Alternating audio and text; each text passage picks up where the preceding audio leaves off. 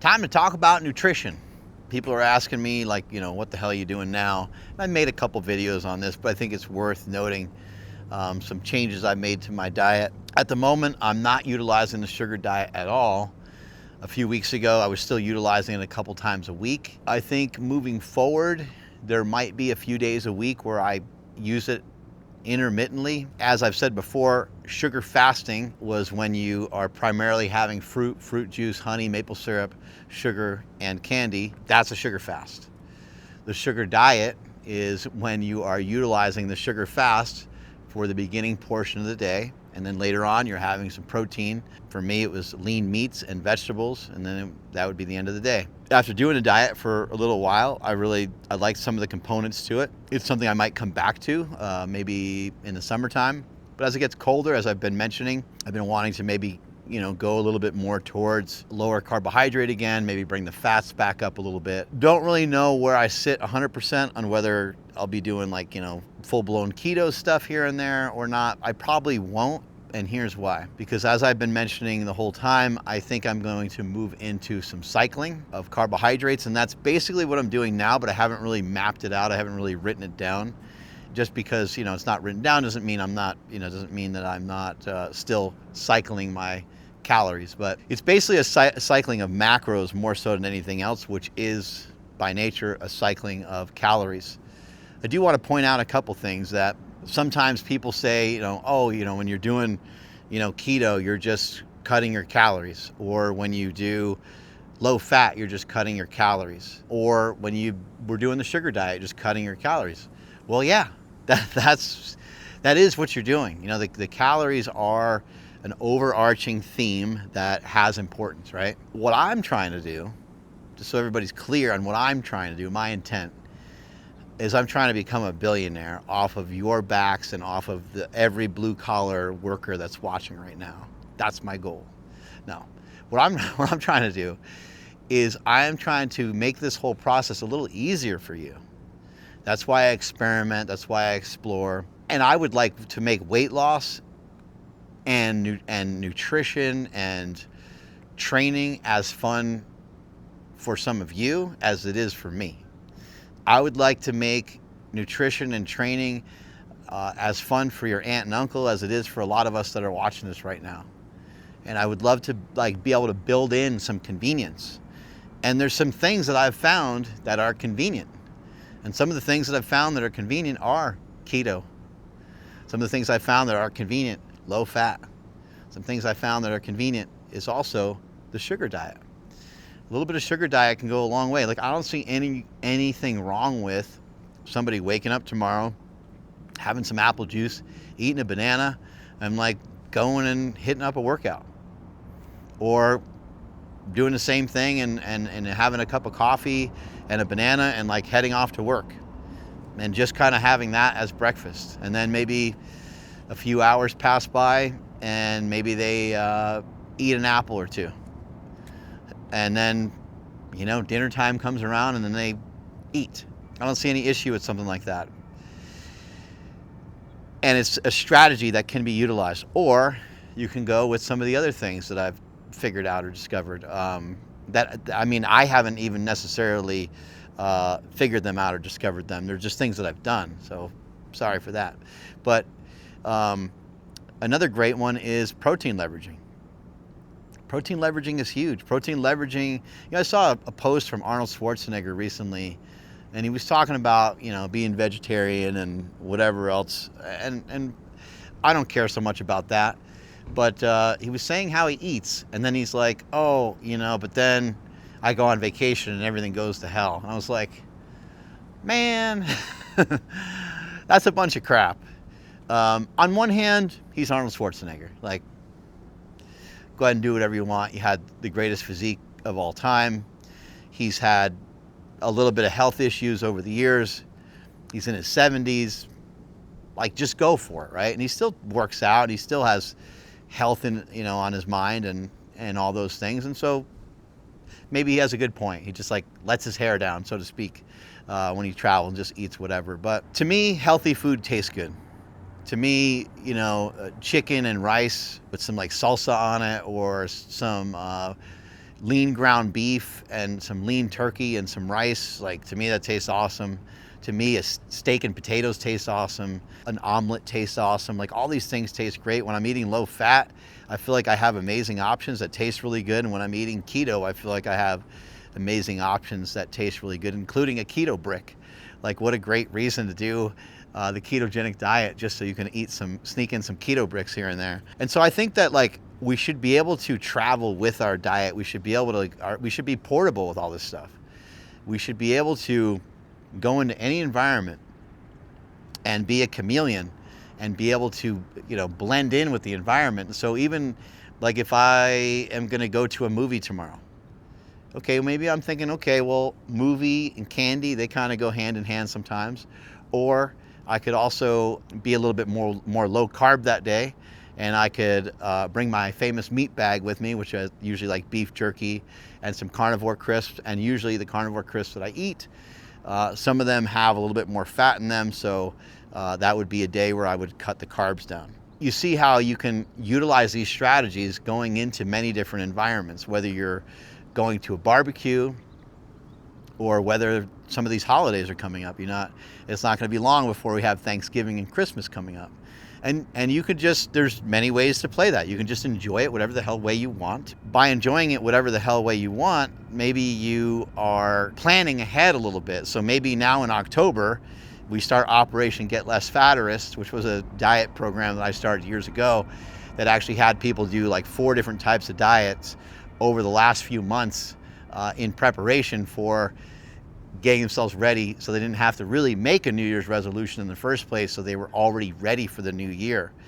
But October rolls around and those Christmas tree peanut butter cups get rolled out. I saw the other day, and this is I literally have to go to the store. One of my favorite things in the world is a Butterfinger. And it's really rare that I ever even eat a Butterfinger because the damn thing is so messy.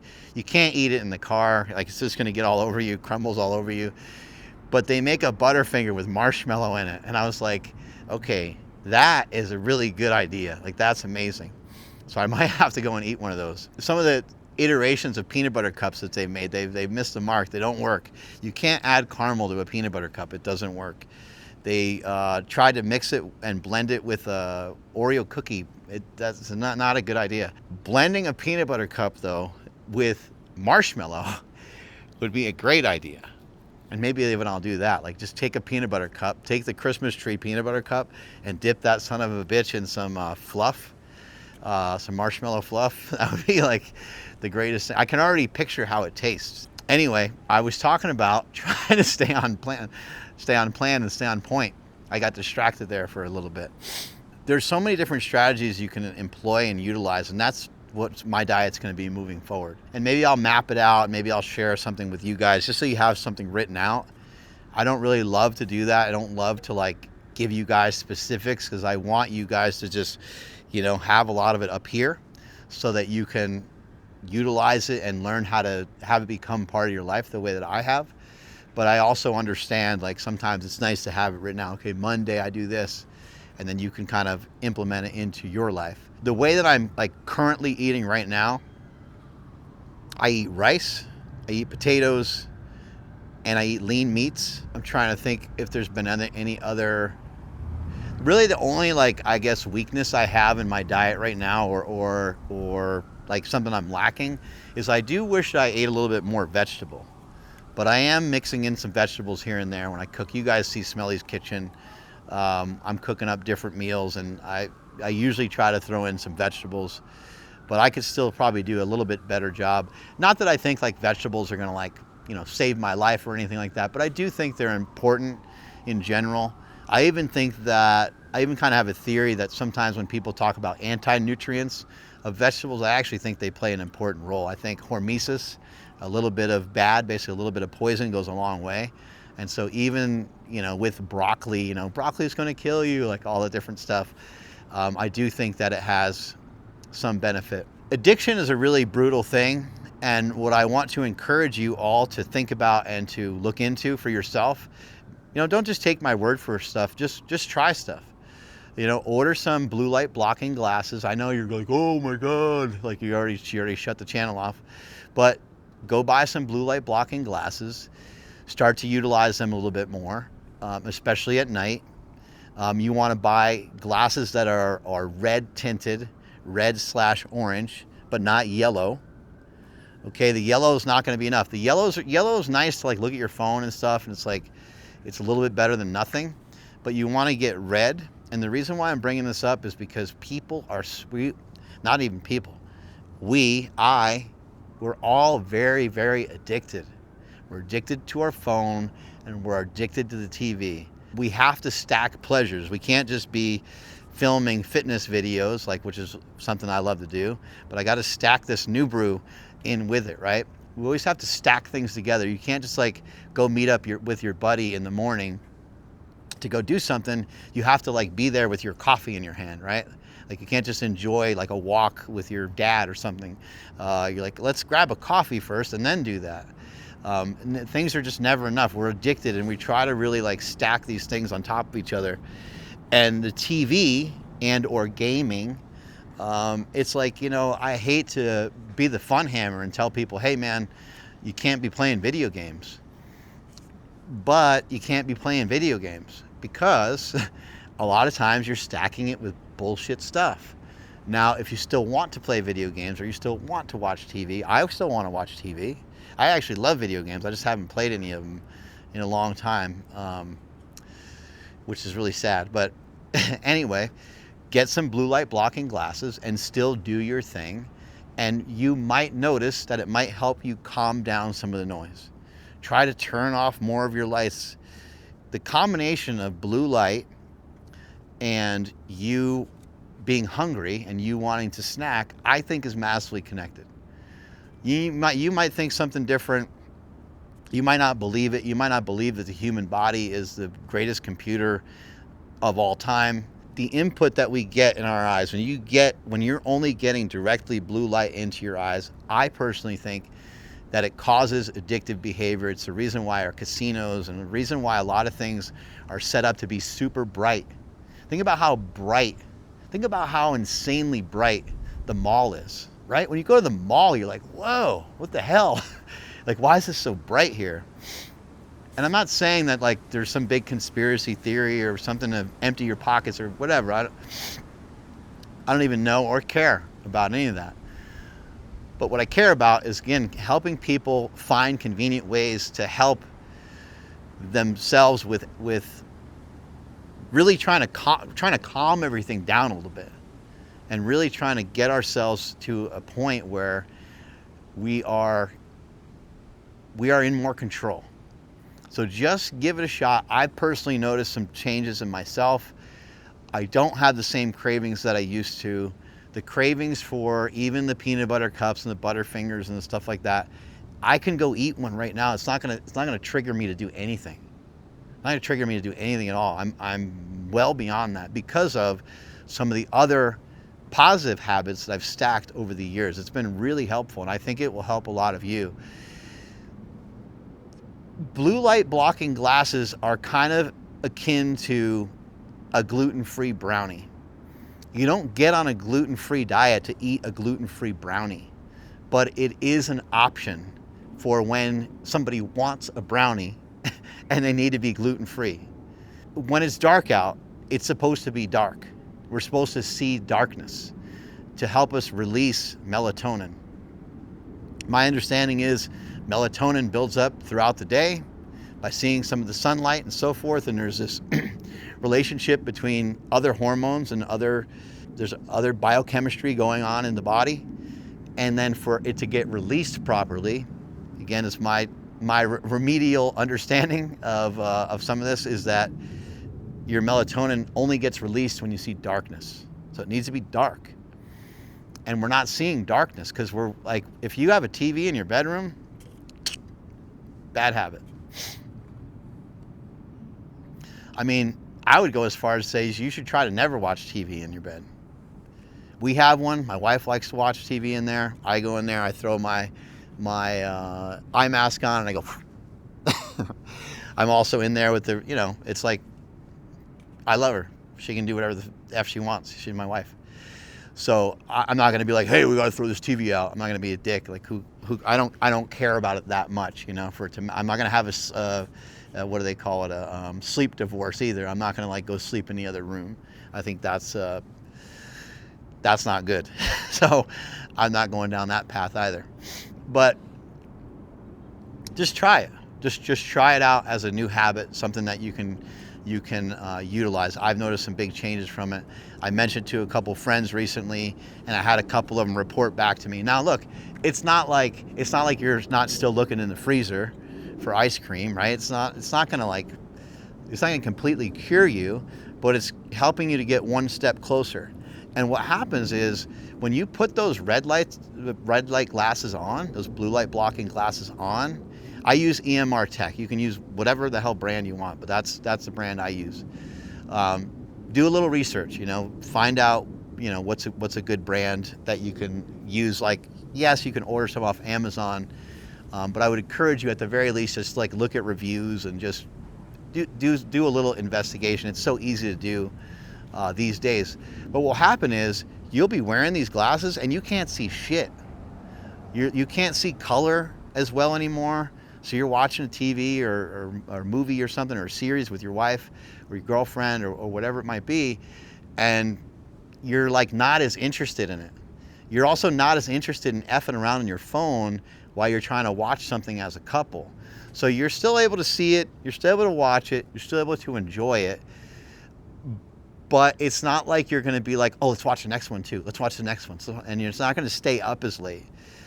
Same thing with video games. You can barely play a video game with some of these glasses on, because it just, sometimes in a video game you need to see the colors, you need to see certain things. And what's it going to do? It's going to turn you off to playing it. And maybe it will turn you on to maybe doing some of these things a little bit more during the day rather than like in the middle of the night where you're going to have some major issues with your food. I still eat a lot of protein. I know there's been some confusion about protein because I mentioned eating lower amounts of protein, but that was mainly for the sugar fasting and for the sugar diet. I feel like I have a better understanding of protein. So my new theory for myself anyway, and you guys can kind of take this whatever way you want, the more hypertrophy work I do, the more direct damage I do to my muscles, the more protein that I eat. So right now I'm doing like a decent amount of hypertrophy work. So I'm like, okay, well, I'll have about 200 grams of protein in a day. Some days I might have 250, other days I might have 180. I don't really care. I used to be like super meticulous about it. I used to be like, I wouldn't write it down necessarily, but I would be like, man, I just didn't get enough protein. And I would like maybe cook up something and then have like a protein shake with it and try to like finish the night with like 80 grams of protein or an extra 100 grams of protein, which I don't think I probably needed. You know, sometimes it would cause like indigestion. Sometimes it would make it harder for me to sleep because I ate later just because I was thinking like I really needed the protein. And I just don't, you know, quote unquote need it as much as I previously thought, but it's still a powerful part of my nutrition, and protein leveraging is huge. Remember what protein leveraging is. All things are in search of protein, and when they don't find protein, they continue to eat calories. And so what we're looking to do is we're trying to have a high protein to calorie mark. So if hypothetically, if you were able to do this, which you're not because it's like near impossible, if you had a 2,000 calorie a day diet and you had about 200 or 225 grams of protein, that would be about half your calories of protein, which would be a monumental feat. But you know what would happen if you did that? You would be absolutely fucking shredded. You would be absolutely shredded, because that's very, maybe not absolutely shredded. You would be ripped. You might not be like stage ready, Olympia ready, because that takes even more. It takes even more than just that, but you'd certainly get very lean. So when you get enough protein in, it's going to help to kind of drive down those calories. So that's kind of like where I always start. It's like, okay, where's your protein at? I do also want to mention as a side note that the sugar diet and sugar fasting Like there's still going to be so much more to come on that. And I think that I'm grateful for all of you guys that supported, the people, because it somehow became Mark Bell's sugar diet or sugar fast. And I never, I didn't invent it. I didn't create it. I really, I kind of Christopher Columbus that one. You get it? Nudge, nudge. It's Columbus Day, or maybe it's not, depending on who you ask. But yeah, I have nothing to do with it. I just somehow I got like more linked to it. I learned about it from Nicole Robinson and a few other people have been talking about, eating sugar and eating carbohydrates, and that's kind of where I picked some of that up from. And I just thought it was useful. But I just saw a video of Thomas DeLauer, and Thomas DeLauer was talking about mainly only having olive oil as like part of a fast. And he talked about autophagy and all these other things that happen. And he talked about some of this research, and it was really interesting. And I was like, well, this is kind of the whole FGF21 thing, though, because this is still protein deprivation. That's really all the sugar diet. Well, it's not all the sugar diet was, but it was part of the sugar diet. It was protein deprivation and the increase of brown fat and things like that. But there's going to be a lot more. And I'm actually really happy and proud that it happened on this channel right here with you guys. Like a lot of you guys and girls that watch this channel, and some of you that are subscribed to it, and some of you that are even on the pay site. I really, really appreciate it, because you guys helped put that on the map, and then it got on Joe Rogan, and Joe Rogan started talking about it. So it's kind of funny, because once it's said by Joe Rogan, it's like a stamp of approval. So now forever it'd be the Mark Bell sugar diet, Mark Bell sugar fast, however someone wants to say it or word it. Yeah, I did mention the carbs I'm eating. I'm eating rice, potatoes. You guys know I love the Japanese sweet potato. Potatoes, by the way, probably the best way to go, especially Japanese sweet potato. I think there's, in a medium size one, 35 grams of carbohydrates, 4 grams of fiber. That's like nothing, like in terms of carbohydrate, that's not a lot.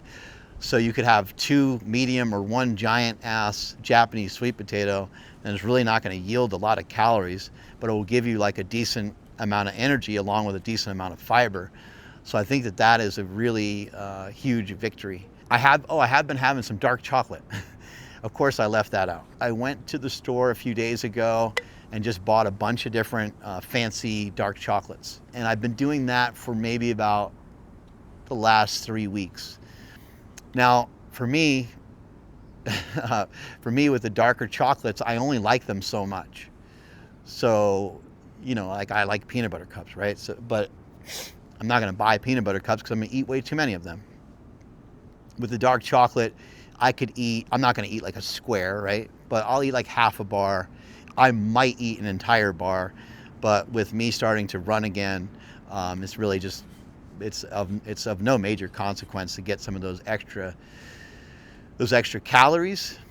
I would say that something I am working on trying to do, and some feedback that I got from somebody recently was, well, for myself, I'm trying to keep the fats and carbohydrates not too much together. And again, it's not because I really believe some of the information of the Randall cycle, or I should say believe some of the misinterpretation of the Randall cycle, which is that when carbs and fats come together, that it automatically basically turns you into a lard ass, is what people kind of think. That's not necessarily true. Keep in mind, the body, so like your heart could be running off of glucose while another part of your body is oxidizing fat. So you could be like burning fat and burning carbs simultaneously. The body's really smart and brilliant and does stuff well beyond anything that we've ever figured out or studied even. So, but for me, I'm not going to, I'm going to make up some lean, maybe some lean meat or cook up some lean steak. I'm either going to choose a fattier cut of meat or choose a fattier meat. And if I choose a fattier meat, I'm not going to eat carbs with it. If I choose a leaner source of meat, I most likely every single time I'm going to eat carbs with it. That's kind of the way that I look at it, and that's the way I'm trying to keep it. But there was someone that wrote to me recently, and they said what they're doing is that they just basically have their fats later in the day. And I thought that was really interesting. So it was somebody who was using the sugar diet, and they would kind of use that sugar diet strategy at like 8 a.m. And then around like 7 p.m. or so, they would eat like carnivore, basically. They would have a fatty, but so see, they would cut the carbs out.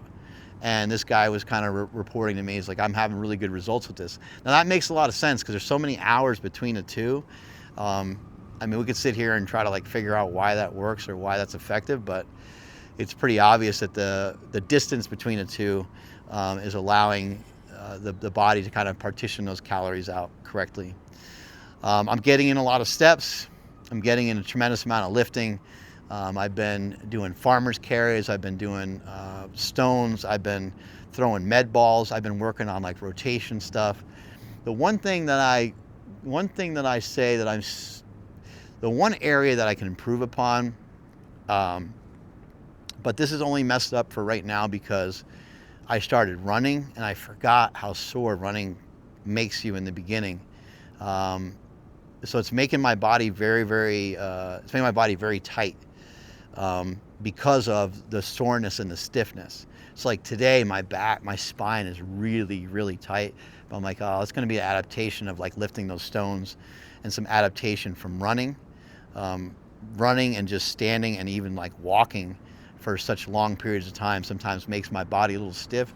So that's one area that I could probably improve upon, is I need to pay a little bit more attention to my recovery, or just how much I'm training in combination with running. I haven't really accounted for the running. I've just been like running. And so I probably need to like, I don't know, just think about that a little bit more so that my body can be, because I think on days where I don't train or days where I feel recovered, I feel absolutely incredible. I feel amazing. But on a day like today, I'm like kind of licking my wounds today because I'm like, man, back's pretty tight. You know how your back just feels a little iffy? It almost feels like your back might kind of like give out or spasm or something like that. So I need to be a little bit cautious. I did a lot of stone lifting yesterday and probably overdid it in combination with a bunch of different running and stuff like that. But that's where I'm at for right now. I feel great. I was 216 pounds today, pretty lean. Staying lean, staying in good shape. Not exactly sure what the next goals are. I know like I obviously still want to get to that 200-pound mark, but that's not anything that I'm necessarily going to just like, you know, head towards right away. But with being 216, I am also kind of thinking of like, oh, maybe it would be cool to weigh, you know, 199 on my birthday, which is December 10th, not that far away. Kind of gives me perfect amount of runway, perfect amount of time to be able to do that. So we'll just see. Not too much pressure, but maybe there'll be some pressure coming up. Strength is never a weakness. Weakness is never strength. Catch you guys later. Bye.